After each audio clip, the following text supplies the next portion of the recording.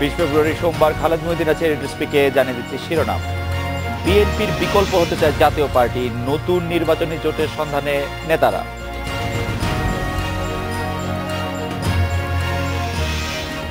ভেজাল সার কীটনাশকে ছেয়ে গেছে বাজার, বেশি দামের সুযোগ নিচ্ছে প্রতারক চক্র।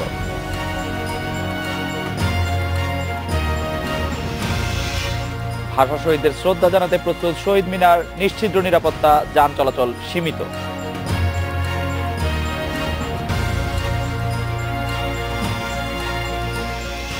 একাদশ জাতীয় সংসদ নির্বাচনকে সামনে রেখে নতুন জোট গড়ার চেষ্টা করছে জাতীয় পার্টি। এই জোটকে বিএনপির বিকল্প হিসাবে দাঁড় করানো হবে বলে দাবি নেতাদের। তারা বলছেন, লক্ষ্য পূরণে বিভিন্ন ছোট দলের পাশাপাশি ব্যক্তি নির্ভর দলগুলোর সঙ্গেও আলোচনা চালিয়ে যাচ্ছে জাতীয় পার্টি। ভাষার মাসে দাঁড়িয়ে দশম জাতীয় সংসদে সাবেক সেনাপ্রধান হোসেন মোহাম্মদ এরশাদ নেতৃত্বাধীন জাতীয় পার্টির সংসদ সদস্য মোট 40 জন।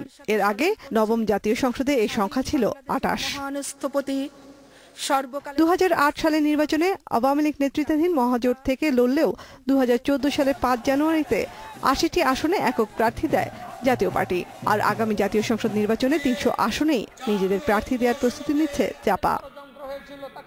নির্বাচন সামনে রেখে আওয়ামী লীগ নেতৃত্বাধীন 14 দল এবং বিএনপির 20 দলের জোটের বাইরে আলাদা রাজনৈতিক জোট করতে চায় জাতীয় পার্টি। এ বিষয়ে প্রকাশ্যে ঘোষণাও দিয়েছেন দলের চেয়ারম্যান হোসেন মোহাম্মদ এরশাদ। সবাই মিলে নির্বাচন করে আগামীতে আবার জাতীয় পার্টি ক্ষমতা আসবে, সে আশা নিয়ে আমরা রাখছি। দলের নীতি নির্ধারকরা বলেছেন, রাজনীতিতে বিএনপির বিকল্প হতে চায় জাতীয় পার্টি। আওয়ামী লীগের নেতৃত্ব নেওয়া বা আওয়ামী লীগের উদারপন্থীদের নেতৃত্ব নেওয়া এই মুহূর্তে জাতীয় পার্টির পক্ষে সম্ভব না, কিন্তু বিএনপির জায়গায় সেই রক্ষণশীল দলের বিএনপির বিকল্প হিসেবে তার নেতৃত্ব নেওয়া জাতীয় পার্টির পক্ষে সম্ভব এবং অনেক অপেক্ষাকৃত সহজতর, এবং একসময় জাতীয় পার্টি ছিল এটাতে। মানুষ চায় একটি বিকল্প রাজনৈতিক শক্তি, বিএনপির একটি বিকল্প রাজনৈতিক শক্তি। বিএনপির জায়গাটা আমরা পূরণ করতে চাই। 14 দল বা 20 দলীয় জোটের বাইরে নিবন্ধিত দলগুলোর সঙ্গে আলোচনা শুরু করেছে জাতীয় পার্টি। দলের নীতি নির্ধারকেরা ব্যক্তি নির্ভর দলগুলোকেই জোটে পেতে আগ্রহী। আমরা আলোচনা করছি বিভিন্ন দলের সাথে যে এই যে 14 দলের মধ্যে কয়েকটা দল ছাড়া এরা নিবন্ধিত না, আবার 20 দলের মধ্যে কয়েকটা দল ছাড়া এরা নিবন্ধিত না, এবং এই জোটের বাইরে অনেকগুলো দল আছে যারা নিবন্ধিত রাজনৈতিক দল, এদের সংখ্যা কিন্তু অনেক বেশি। আমরা ওগুলোকে টার্গেট করব, আলাদা একটা জোট তৈরি করবে, এবং সেখানে যদি মানে আওয়ামী লীগের নেতৃত্বাধীন জোটের লোকও চলে আসে অথবা বিএনপির নেতৃত্বাধীন জোটের লোকও চলে আসে, এটা হতেই পারে। তার মানে হলো নেতৃত্বের পরিবর্তন হবে। নির্বাচনের সময় ঘনিয়ে এলেই জাতীয় পার্টির নেতৃত্বাধীন জোটের নাম ঘোষণা করা হবে বলে জানিয়েছেন দলের নেতারা। বর্তমান সরকারের নাফিজাদুল্লাহ, ইন্ডিপেন্ডেন্ট নিউজ, ঢাকা। জাতীয় নির্বাচন সামনে রেখে নতুন জোট গঠনের চেষ্টা করছে জাতীয় পার্টি। এ নিয়ে কথা বলতে আমাদের সাথে আছেন আওয়ামী লীগের তথ্য গবেষণা সম্পাদক অ্যাডভোকেট আফজাল হোসেন, আছেন জাতীয় পার্টির প্রেসিডিয়াম সদস্য মীর আব্দুস সবুর আসুদ, এবং খুলনা মহানগর বিএনপি সভাপতি নজরুল ইসলাম মঞ্জু আছেন আমাদের সঙ্গে। জনাব অ্যাডভোকেট আফজাল হোসেন, বিরোধী দল হিসাবে জাতীয় পার্টি আপনার পছন্দের না বিএনপি? না, আমি আপনার বক্তব্যের আগে আর মাত্র 4 ঘন্টা পরে আমার ভাইয়া রক্তে লাগানো 21 ফেব্রুয়ারির সেই রক্তস্নাত 21 আমাদের সমাগত, তো 21-এর প্রথম প্রহর আসবে এবং সবাই শহীদ মিনার ফুল দিতে যাবে। সেই দিনটিকে শ্রদ্ধার সাথে স্মরণ করি। আপনি আমাকে সরাসরি যে প্রশ্নটি করলেন, আমি একটি রাজনৈতিক দলের সদস্য হিসাবে আমার দল বাংলাদেশ আওয়ামী লীগই আমার পছন্দের দল, এর বাইরে অন্য কোনো দল পছন্দ, এটা তো অবান্তর প্রশ্ন, অথবা এটা বিরোধী দল হিসেবে কাকে পছন্দ? যেমন বিরোধী দল হিসেবে কাকে পছন্দ? না, বিরোধী দল তো তার নিজের কর্মকাণ্ডের মাধ্যমেই সে বিরোধী দল কে হবে। এটা তো জাতীয় সংসদের নির্বাচনের পরেই কিন্তু এদেশের মানুষের ভোটাররাই নির্ধারণ করবে কে বিরোধী দল হবে। সেক্ষেত্রে আমার পছন্দের বিষয় চাইও কিন্তু ভোটারদের যে নির্বাচন হবে সেই নির্বাচন প্রক্রিয়ার মাধ্যমে বিরোধী দলের আসনটি নিশ্চিত হবে। সংসদে বিরোধী দলের কথা আমি বলছি না, আমি বলছি যে বেশ কিছুদিন ধরে আমি যদি বলি যে বিএনপির জন্মের পর থেকে বিএনপি আওয়ামী লীগের প্রধান বিরোধী দল হিসেবে স্বীকৃত, তো সেই ক্ষেত্রে সেই প্রধান বিরোধী দলের জায়গাটি জাতীয় পার্টি আসলে আপনি খুশি হবেন কিনা? না, আমি ব্যক্তিগতভাবে আমি মনে করি যে আমাদের অভিজ্ঞতা একটু ভিন্ন। যেহেতু আমি বাংলাদেশ আওয়ামী লীগের দল করি, এই দলের ইতিহাস ঐতিহ্য, এই দলের বেড়ে ওঠা, এই দলের জন্মের ইতিহাস এটা সাধারণ মানুষের ভিতর থেকে তৈরি হয়েছে। আপনি যে দল দুইটির কথা বললেন, এই দল দুইটির জন্ম কিন্তু একটি ভিন্ন জায়গা থেকে, একটি ক্ষমতাসীন অবস্থা থেকে এবং ক্ষমতার মসনদে বসেই দলগুলো তৈরি হয়েছে। সুতরাং সেই দলগুলো কিভাবে বাংলাদেশের রাজনীতি করবে, কি করছে না করছে, সেই বিষয়গুলো আমাদের একটা ভিন্ন মাত্রা নিয়ে আমরা চিন্তা করি। সুতরাং কে গণতান্ত্রিকভাবে যারা বাংলাদেশের স্বাধীনতা মুক্তিযুদ্ধের চেতনায় বিশ্বাস করে এবং এই দেশের সংবিধান রীতিনীতি অনুসরণ করে, আইনের শাসন অনুসরণ করে, তারা নির্বাচন কমিশনের আইন মেনে তারা দল পরিচালনা করার ক্ষেত্রে সকল দলই আমার কাছে মনে করি যে সেই সকল দলই আমার কাছে গ্রহণযোগ্য এবং এদেশে তারাই রাজনীতিকে দল গঠন করে, এটা আমি প্রত্যাশা করি। অ্যাডভোকেট আফজাল হোসেন, আপনাকে ধন্যবাদ। মীর আব্দুস সবুর আসুদ, জাতীয় পার্টির গত 30 বছরের রাজনীতি যদি আমরা বিশ্লেষণ করি, আমরা দেখব যে শুধুমাত্র সুবিধাবাদ হচ্ছে এর জাতীয় পার্টির একমাত্র মুখ্য উদ্দেশ্য। অন্য দলগুলি সম্পর্কে এটি বলা যাবে, কিন্তু জাতীয় পার্টির মতো এত গাঢ়ভাবে বলা যাবে না। এই যে আপনারা একটি বিকল্প বিরোধী দল হতে চাচ্ছেন, বিএনপির বদলে নিজেরা প্রধান বিরোধী দল হতে চাচ্ছেন, এর কারণ এবং একটি জোট করতে চাচ্ছেন, আপনাদের অন্যরা বিশ্বাস কেন করবে যে কাল বিএনপির সঙ্গে আপনারা যাবেন না বা পরশুদিন আবার আওয়ামী লীগের সাথে যাবেন না? আপনাদের বিশ্বাস করার কি কারণ? মীর আব্দুস সবুর আসুদ। ভাষা শহীদদের আত্মার মাগফিরাত কামনা করে শুরু করছি। আপনি যথার্থ একটু প্রশ্ন করতে চেয়েছেন এবং জাতীয় পার্টিকে আপনি বুঝাতে চেয়েছেন যে আমরা সবসময় সুবিধাভোগী একটি দল, কিন্তু আসলে তা ঠিক না। আমরা 9 বছর ক্ষমতায় ছিলাম এবং আমরা 9 বছর ক্ষমতায় থাকাকালীন এদেশের মানুষের জন্য অনেক কাজ করেছি, আমরা অনেক উন্নয়ন করেছি। আপনার পদ্মা সেতু যে আজকে হচ্ছে, ঢাকা মাওয়া খুলনা সড়ক আমাদের সময় তৈরি হয়েছে। আমি কথাটা বলতে চাচ্ছি, আমি বলতে চাচ্ছি আপনারা যখন ক্ষমতায় ছিলেন সেই দিকটি পার হয়ে এসে তারপরে রাজনীতি শুরু হয়েছিল। হ্যাঁ, আমি বলতে চাচ্ছি যে আমরা দীর্ঘ উন্নয়নের কারণে আমরা জনগণ সবসময় জনগণের পাশে থেকেছি। আমরা 90 সালে পট পরিবর্তনের পরে তৎকালীন রূপরেখা অনুযায়ী, 3 দলীয় রূপরেখা অনুযায়ী নির্বাচনে আমরা শাহাবুদ্দিনকে অন্তর্বর্তীকালীন সরকার করে আমরা পদত্যাগ করি এবং সেই শাহাবুদ্দিন সাহেব আমাদের 6 ডিসেম্বর পদত্যাগ করার পরে 12 ডিসেম্বর আমাদের নেতা পল্লীবন্ধু এরশাদ এবং তার স্ত্রী বেগম রওশন এরশাদ এবং তার শিশুপুত্র সাদ এরশাদকে বন্দী করেছে। অবস্থায় আমাদের উপর অত্যাচার, নির্যাতন, অত্যাচার হোক আর যাই হোক, আপনারা কখনো বিএনপির সাথে থাকছেন, কখনো আওয়ামী লীগের সাথে থাকছেন, কখনো বিএনপিতে যোগ দিচ্ছেন, কখনো ভেঙে আরেকটি দল করছেন। জাতীয় পার্টি সম্পর্কে গত 30 বছরে এটি সাধারণ একটি পারসেপশন। আপনাদেরকে আমরা বা অন্য দলরা কেন বিশ্বাস করবে? আপনি মনে হয় ভুল করতেছেন। আমরা কখনো বিএনপির সাথে ছিলাম না। শুধু বিএনপির সাথে একবার আমরা 4 দলীয় জোট করেছিলাম, তারপরে আমরা বেরিয়ে এসেছি, এককভাবে নির্বাচন করেছি। আমরা কখনো বিএনপির সাথে নির্বাচন করিনি। আমরা জোট বলা যাবে না, মহাজোট করে নির্বাচন করেছি। এবং আপনি জানেন আমরা একবার থাকাটাকে জোট বলা যাবে না। আসুদ, একবার থাকাটাকে জোট বলা যাবে না।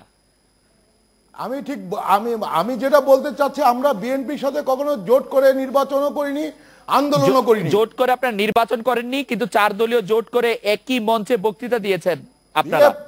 পরবর্তীতে যখন আমরা বুঝতে পেরেছি বিএনপির সাথে আমাদের থাকাটা ঠিক না, কারণ বিএনপি আসলে জনগণের কাছে গ্রহণযোগ্য হয়ে উঠতে পারেনি। আমরা যদি চেষ্টা করি আমরাই জনগণের কাছে গ্রহণযোগ্য হতে পারবো বলে আমরা বিশ্বাস করি। সেই আলোকে আমরা বিশ্বাস করে আপনারা আওয়ামী লীগের সাথে জোট করেছেন। দীর্ঘদিন আন্দোলন, সংগ্রাম, অত্যাচার, নিপীড়ন, নির্যাতন সহ্য করে আমরা আজকের পর্যায়ে এসেছি এবং আপনারা লক্ষ্য করতেছেন যে আমাদের সাথে আপনারা কি পর্যায়ে এসেছেন। জাতীয় পার্টি এখন ইররিলেভেন্ট একটা পার্টি। জাতীয় পার্টি মানে এমনকি ইউনিয়ন পরিষদ, আপনাদের যে উত্তরবঙ্গ যেটা আপনাদের স্ট্রং হোল্ড, সেখান থেকে আপনারা পাস করতে আসতে পারেন। আপনাদের অবস্থা তো প্রায় ধ্বংসের মুখে। না, আসলে গত নির্বাচন কমিশনের যে মাজা ভাঙা অবস্থা ছিল, সেই নির্বাচন কমিশনের আমলে যেভাবে হত্যা হয়েছে, যেভাবে নির্বাচনে কারচুপি হয়েছে, এটা জাতি জানে। আপনার মাধ্যমে জাতি জেনেছে, এই আপনাদের মিডিয়ার মাধ্যমে জাতি জেনেছে। আসলে সঠিক অর্থে নির্বাচন হয়নি। আমরা বিশ্বাস করি খান মোহাম্মদ নুরুল হুদার নেতৃত্বে আগামী নির্বাচন অবাধ, সুষ্ঠু, নিরপেক্ষ হবে। সেখানে ইনশাল্লাহ জাতীয় পার্টি তার আজকের যে বিরোধী দলের অবস্থা আছে সেখান থেকে আমরা সরকারে যাওয়ার মতো চিন্তা করে দল গুছাচ্ছি। ওকে, জনাব আসুদ আপনাকে ধন্যবাদ। জনাব নজরুল ইসলাম মঞ্জু, জাতীয় পার্টিকে অনেক আশাবাদী মনে হচ্ছে এবং তারা একটি বিকল্প বিরোধী দল হতে দৃঢ়প্রতিজ্ঞ, এমনকি তার চেয়ারম্যান হোসেন মোহাম্মদ এরশাদ মনে করছেন যে তারা হয়তো সরকারও গঠন করবেন এবং বিএনপি ধীরে ধীরে বাংলাদেশে প্রায় মানুষের মন থেকে পার হয়ে যাবে। এই বিষয়টি নিয়ে আপনারা খুব আশঙ্কায় আছেন কিনা? সরকার থেকে পদ হারিয়েছেন, বিরোধী দল যেটি আপনারা প্রধান বিরোধী দল হিসেবে স্বীকৃত সেইটিও হারাতে যাচ্ছেন আপনারা। নজরুল ইসলাম মঞ্জু। ধন্যবাদ আপনাকে মজুম ভাই। ভাষা শহীদদের প্রতি শ্রদ্ধা জানিয়ে আমি আপনার প্রশ্নের উত্তর দিচ্ছি। বর্তমান সংসদে জাতীয় পার্টি গৃহপালিত বিরোধী দল হিসাবে না, এটি কথার কথা মঞ্জু ভাই, এটা কথার কথা। আমি খুব বিনয়ের সাথে আপনার এই বক্তব্যের সাথে দ্বিমত পোষণ করি। গৃহপালিত বিরোধী দল আপনারা কেন বলছেন আমি জানি না। জাতীয় পার্টি এই সংসদে খুবই ভালো ভূমিকা পালন করছে। জি জি আমি বলছি এখানে প্রথম দিকে আওয়ামী লীগ নেতা যিনি বলেছেন উনি কিন্তু বলতে পারেন নাই। ওনার সাধারণ সম্পাদক ওবায়দুল কাদের সাহেব বলেছেন যে আওয়ামী লীগের শক্ত প্রতিপক্ষ কিন্তু বিএনপি। এটা উনি চিটাগাংয়ে যে বলেছেন, বিভিন্ন জায়গায় বলছেন, তিনি উদারতা দেখিয়েছেন। বিএনপি এত আর শক্ত প্রতিপক্ষ না বলেনি। জাতীয় পার্টি কিন্তু ক্ষয়িষ্ণু দল। উত্তরবঙ্গে ছাড়া আর কোথাও কিন্তু জাতীয় পার্টির আসন নেই বাংলাদেশের, এবং আঞ্চলিক দল হিসেবে জাতীয় পার্টি এখন স্বীকৃত। জাতীয় পার্টির নানান ভূমিকা, জাতীয় পার্টির কথা শুনলে মানুষ হাসে, কারণ ওই চেয়ারম্যান কিংবা ওনার নেতারা কখন কি বলে এটা কিন্তু এক এক সময় এক এক কথা বলে থাকেন। আপনার এই কথার সাথে একমত, কিন্তু বিএনপির কথা শুনলে আমার ইদানিং হাসি পায়। কি করব? না না ঠিক আছে, বিএনপি তো বাংলাদেশের এর অতীত আছে, একাধিকবার রাষ্ট্রীয় ক্ষমতায় গিয়েছে জনগণের ভোটে, এবং আবারও যাবে। যদি দেশে তত্ত্বাবধায়ক সরকার ব্যবস্থা থাকতো তাহলে বিএনপি ক্ষমতায় যেত, এবং সেই পথ রুদ্ধ করেছে সরকার এবং সরকারি দল। এখন বিএনপির বিকল্প জাতীয় পার্টি, এই কথার মধ্যে কিন্তু ষড়যন্ত্র আছে। বিএনপিকে নির্বাচনে বাইরে রেখে আবার সেই জাতীয় পার্টিকে গৃহপালিত বিরোধী দল বানিয়ে সরকার আত্মতুষ্টি পেতে পারেন।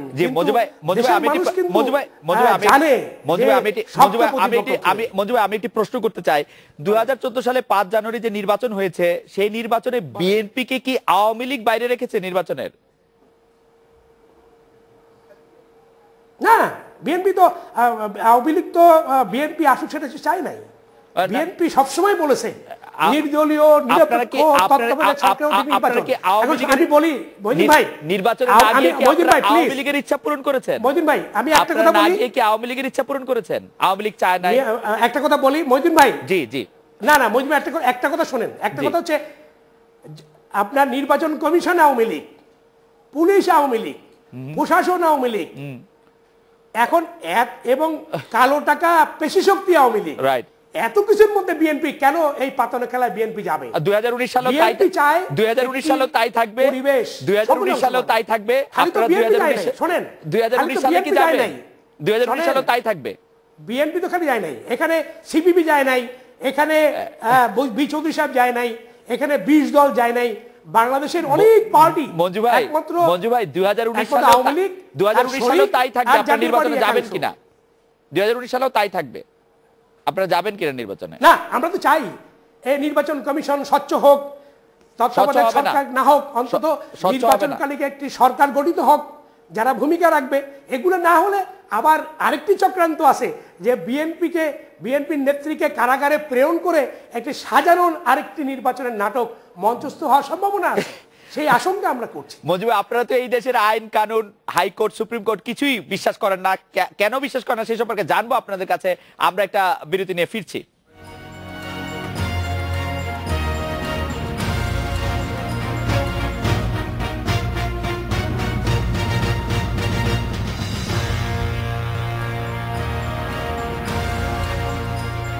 অ্যাডভোকেট আফজাল হোসেন, জাতীয় পার্টিকে বিভিন্নভাবে শক্তিশালী করে জাতীয় পার্টিকে বিরোধী দল হিসেবে দাঁড় করানোটা হচ্ছে বিএনপিকে, আপনাদের যারা প্রধান বিরোধী দল আছে তাদেরকে ধ্বংস করে ফেলার একটি ষড়যন্ত্র বলে মনে হচ্ছে। কারণ আপনারা জাতীয় পার্টিকে বিভিন্নভাবে পৃষ্ঠপোষকতা করছেন। সংসদে বিরোধী দলের নেত্রী যেমন জাতীয় পার্টির, 3 জন মন্ত্রী আপনাদের জাতীয় পার্টির, আপনাদের প্রধানমন্ত্রীর বিশেষ দূত জাতীয় পার্টির চেয়ারম্যান, এই নানাভাবে জাতীয় পার্টির সাথে যে আপনাদের একটি আতাত, সেই আতাতটি আরো শক্তিশালী করে আপনারা বিএনপিকেই আসলে ধ্বংস করতে চাচ্ছেন বা বিএনপিকে বিপাকে ফেলতে চাচ্ছেন। এ কথা কি ঠিক অ্যাডভোকেট আফজাল হোসেন? না, এটা সত্যি না। এবং আপনি যে বললেন যে আতাত, এই শব্দটিও কোনো গ্রহণযোগ্যতা নাই। কারণ আমি মনে করি যে এটা একটা ঐক্যমতের সরকার।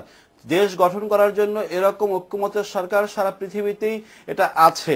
এবং আজকে আমি যেটা বলতে চাই যে জাতীয় পার্টি একটা স্বতন্ত্র রাজনৈতিক দল, সেই রাজনৈতিক দল কার সাথে ঐক্য করবে, কি করবে না করবে সেটা আভ্যন্তরীণ বিষয়, সেই প্রসঙ্গ নিয়ে আমার কোনো বক্তব্য নেই। আমি যেটা বলতে চাই যে বাংলাদেশ আওয়ামী কোন এই ধরনের বিকল্প, কারা কি বিকল্প চিন্তা করে, বিএনপির বিকল্প জাতীয় পার্টি, জাতীয় পার্টির বিকল্প বিএনপি, এটা না ভেবে আওয়ামী লীগ স্বপ্নই মনে করে যে এদেশে গণতন্ত্রের বিকল্প গণতন্ত্র, আওয়ামী লীগের বিকল্প আওয়ামী লীগ, মুক্তিযুদ্ধের চেতনার বিকল্প মুক্তিযুদ্ধের চেতনা, এবং সেই ধারায় আওয়ামী লীগ রাজনীতি করে। এবং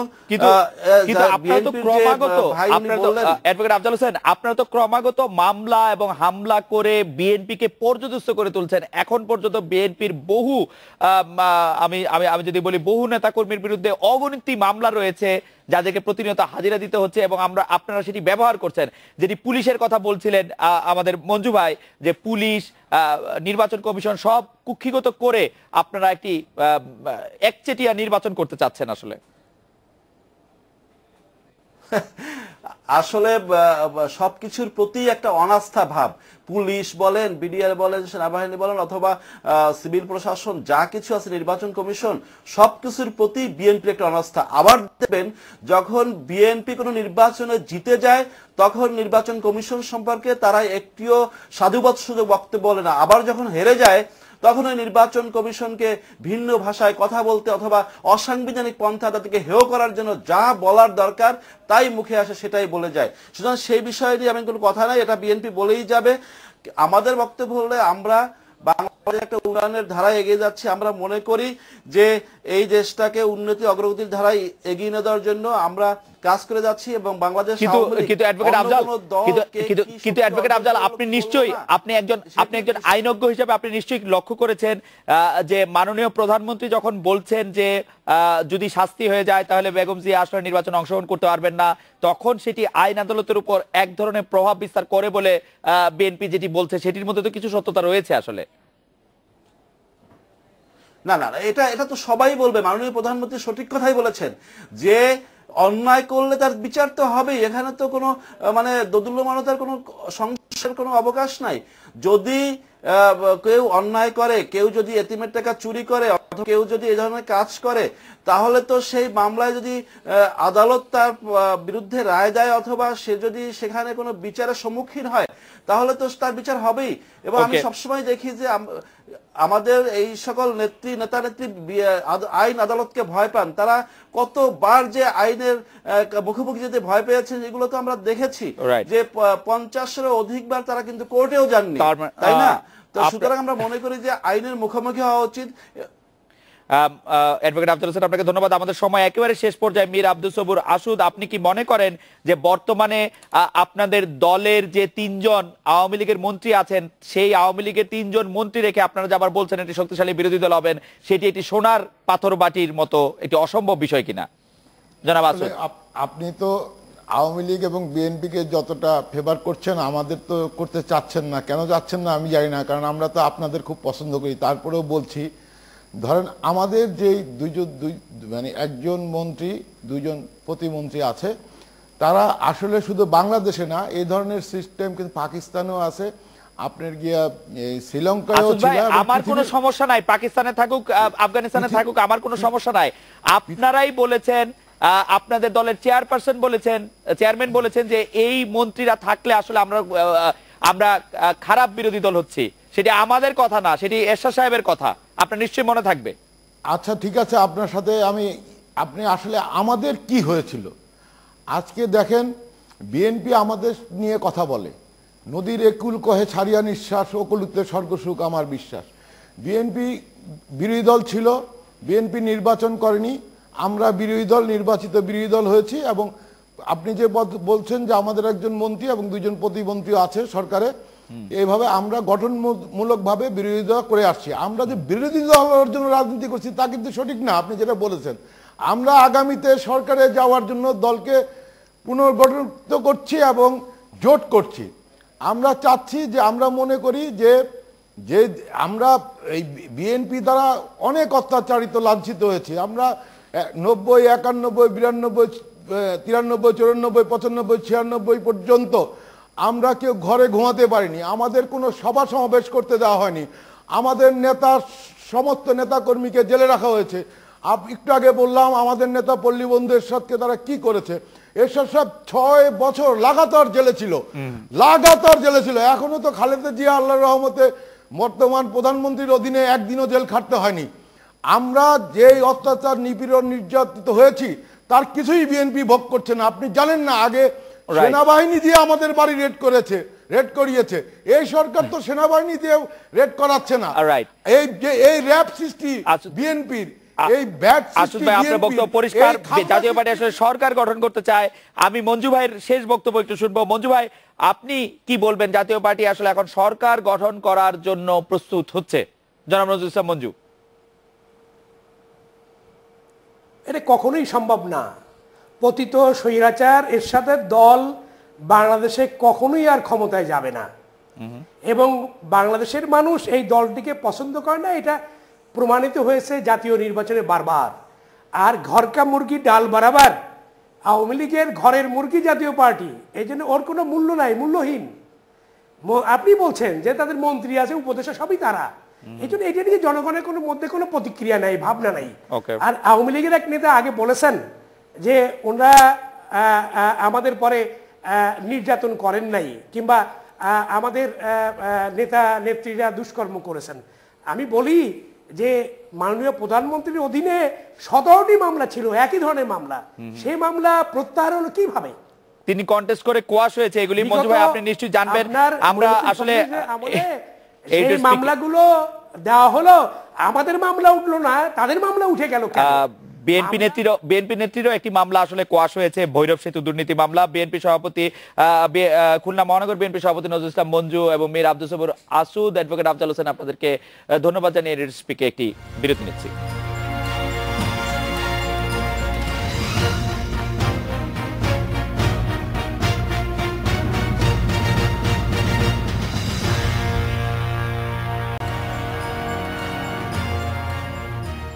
ভেজাল সার ও কীটনাশকে ছেয়ে গেছে দেশের বাজার। কিছু অসাধু ব্যবসায়ীর কারণে প্রতারিত হচ্ছেন সার ও কীটনাশক ডিলাররা, ক্ষতিগ্রস্ত হচ্ছেন চাষিরা।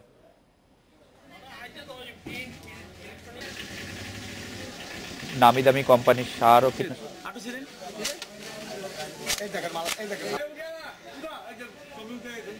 সার ও কীটনাশকের দাম তুলনামূলক বেশি। এই সুযোগে ভালো মানের সার ও কীটনাশক নকল করে বাজারজাত করছে একটি চক্র।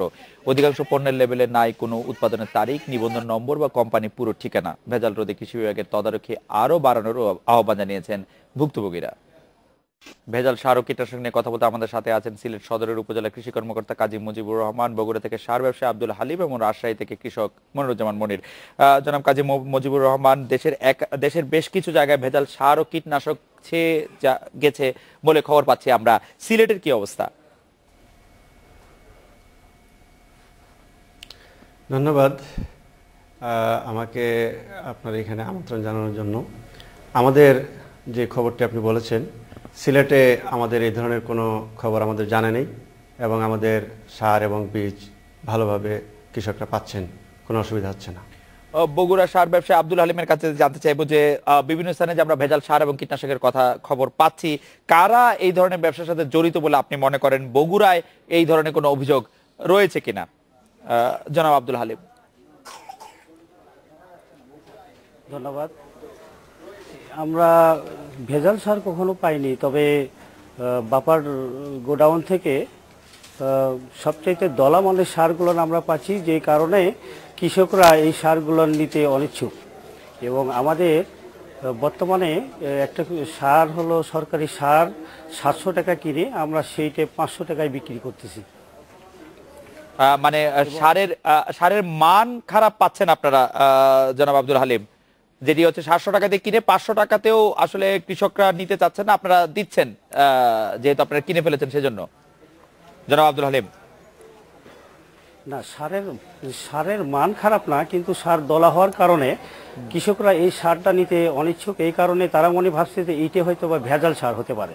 আচ্ছা, আসলে প্রকৃত আসলে ভেজাল সার না, কিন্তু অনেক দিন থাকার কারণে বড় বড় দলা হয়ে গেছে, সেই সারটা কেউ নিতে চাচ্ছে না। সেই সারটা কেউ নিতে চাচ্ছে না। আমাদের কৃষক মনিরুজ্জামান মনির আছেন আমাদের সাথে। জনাব মনিরুজ্জামান মনির, আপনি জমিতে যে সার ব্যবহার করছেন, যে কীটনাশক ব্যবহার করছেন, সেই সার এবং কীটনাশকের মধ্যে আপনি কোনো ভেজাল পেয়েছেন কিনা বা ভেজাল রয়েছে বলে আপনারা মনে করছেন কিনা? আর যে কথাটি আমাদের বগুড়া সার ব্যবসায়ী জনাব আব্দুল হালিম জানালেন, সেই ব্যাপারে আপনার কোনো মন্তব্য আছে কিনা? সার ভালোই আছে, শুধু দলা পাকিয়ে গেছে বলে কৃষকরা কিনতে চাইছেন না। জনাব মনিরুজ্জামান মনির।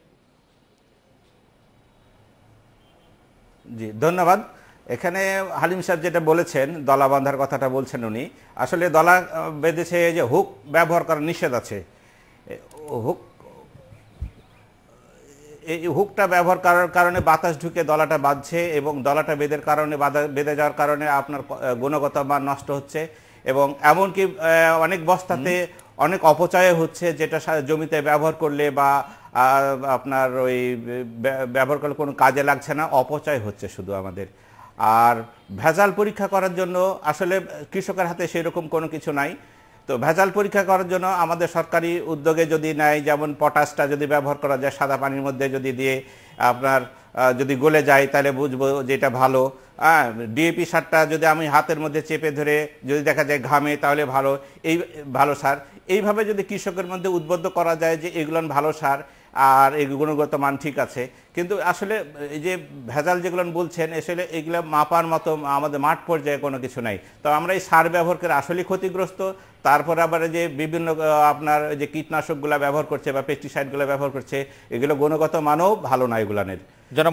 অনেকে আলু, যেহেতু আমি আলু একজন ব্যবসায়িক বা আলু উৎপাদনকারী। জি জি, আপনি শেষ করেন জনাব মনিরুজ্জামান মনির। জি, এই যে আপনার যেসব কীটনাশক বা আপনার ওই যে পচনশীল আলুতে লেড ব্রাইট লাগছে, এগুলোর জন্য যেসব কীটনাশকগুলো ব্যবহার করছে এগুলো আসলেই দুঃখজনক এবং যে দোকানদার যেভাবে বলছে ওনারা সেইভাবে ব্যবহার করছে। ব্যবহার করার ফলে দেখা যাচ্ছে যে সাইড ইফেক্ট হচ্ছে, যে আলুতে স্পট চলে আসছে। এই স্পটগুলোর কারণে ধরেন আলু বড় হচ্ছে না, বাজারে খাচ্ছে না, এগুলো কোলেস্টেরল রাখাও প্রবলেম। জনাব মনিরুজ্জামান মনির, আপনাকে ধন্যবাদ। আমি আবার জনাব কাজী মুজিবুর রহমান আপনার কাছে যেতে চাই, খুব সংক্ষেপে আপনি বলবেন কি যে আমাদের কৃষক ভাই মনিরুজ্জামান মনির যে কথাগুলি বললেন সেই ব্যাপারে আপনার কোনো পরামর্শ আছে কিনা, বা আপনি এই ব্যাপারে আপনার পর্যবেক্ষণ একটু জানতে চাই। জনাব কাজী মুজিবুর রহমান। জি, দেখুন, আমরা যে সারগুলো সাধারণত ব্যবহার করে থাকি, ইউরিয়া, টিএসপি, এমওপি, ডিএপি, তারপরে বোরন, তারপরে হচ্ছে দস্তা সার। তো প্রথমে আমরা দেখে নিই এই ধরনের সারে কী ধরনের ভেজাল হতে পারে। ইউরিয়াতে সাদা ভেজাল খুব কমই হয়। টিএসপিতে পাথর ব্যবহার করতে পারি, ইট ব্যবহার করতে পারি এমওপিতে। তারপরে বোরন এবং দস্তা সারে কিছু হেভি মেটাল ব্যবহার করতে পারে মিক্সচার হিসেবে। তো এই ভেজালগুলো দেওয়ার ফলে কি হচ্ছে, আমাদের কৃষকরা কীভাবে প্রতারিত হয়? এক নম্বর হচ্ছে যে তারা যে উপকারটা, যে লক্ষ্যটা তারা অর্জন করার কথা, সেই পরিমাণ ফলন তারা পাবে না।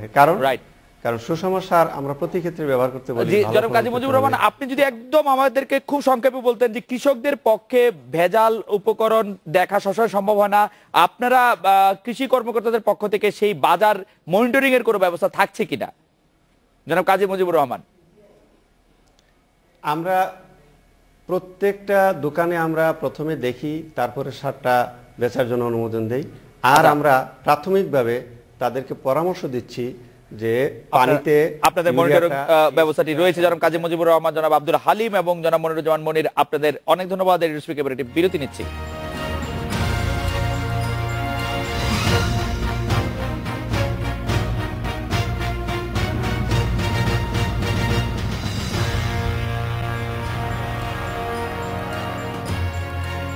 ভাষা শহীদদের শ্রদ্ধা জানাতে প্রস্তুত কেন্দ্রীয় শহীদ মিনার। প্রথম প্রহরে শ্রদ্ধা জানাবেন রাষ্ট্রপতি, প্রধানমন্ত্রী, স্পিকার, বিরোধী দলীয় নেতা, মন্ত্রিপরিষদের সদস্য, কূটনীতিবিদেরা। রাষ্ট্রীয় শ্রদ্ধা নিবেদনের পর শহীদ বেদিতে ফুল দেবেন বিএনপি চেয়ারপারসন। এই নিয়ে কথা বলতে আমাদের সাথে আছেন সহকর্মী অনিমেষ কর। অনিমেষ, এই মুহূর্তে শহীদ মিনার প্রাঙ্গণে যেখানে আপনি আছেন সেখানকার প্রধান আলোচ্য বিষয় কি? অনিমেষ কর, কি নিয়ে কথা হচ্ছে? শহীদ মিনারে এই মুহূর্তে মূলত নিরাপত্তা বাহিনী পুরো জায়গাটি তাদের দখলে নিয়ে নিয়েছে এবং বাইরের কোনো লোকই নেই। নিরাপত্তা বাহিনীর কর্মীরা এবং গণমাধ্যমের আমরা কয়েকজন সদস্য আছি। এখানে প্রধানমন্ত্রী এবং রাষ্ট্রপতি ফুল দেবার পরপরই বেগম খালেদা জিয়া আসবেন ফুল দিতে এবং সেটি খালেদা জিয়া 12:10 তার গুলশানের বাসভবন থেকে রওনা দেবেন এবং 12:30 নাগাদ এখানে পৌঁছাতে পারেন বলে আমরা জানতে পেরেছি। এটি নিয়ে এখানে আসলে আলোচনা হচ্ছে যে খালেদা জিয়া আসবেন, তিনি কোন পথ দিয়ে আসবেন সেটি এখনো পর্যন্ত নিশ্চিত নয়। আমরা আসলে কিছু পুরনো ছবি দেখতে পাচ্ছি। রাস্তা মানে শহীদ মিনারে আসা সবগুলি রাস্তাকে এই এখন বন্ধ করে দেওয়া হয়েছে। একেবারে শহীদ মিনারের আশেপাশে সবগুলি রাস্তা বন্ধ। দোয়েল চত্বর থেকে রাস্তাটি বন্ধ হচ্ছে, এই পাশে পলাশী পর্যন্ত, এদিকে টিএসসি এবং জগন্নাথ হল, এই দুটি জায়গা থেকেই রাস্তা বন্ধ আছে। অর্থাৎ পুরোটি এখন নিরাপত্তা বাহিনী, প্রধানমন্ত্রীর নিরাপত্তা নিশ্চিত করেন এসএসএফ এর নিয়ন্ত্রণে এবং সেই সাথে পুলিশ, র্যাব এবং বিভিন্ন গোয়েন্দা সংস্থার কর্মকর্তারাও চারপাশে আছেন। গণমাধ্যম কর্মী এবং নিরাপত্তা বাহিনী ছাড়া এই মুহূর্তে এখানে কেউই নেই। ঠিক 12:01 প্রধানমন্ত্রী এবং রাষ্ট্রপতি এখানে ফুল দেবেন এবং 1:45 দিকে সর্বসাধারণের জন্য শহীদ মিনার খুলে দেওয়া হবে। অনিমেষ, আপনাকে ধন্যবাদ। এই ছিল আজকের রেডিও স্পিকার।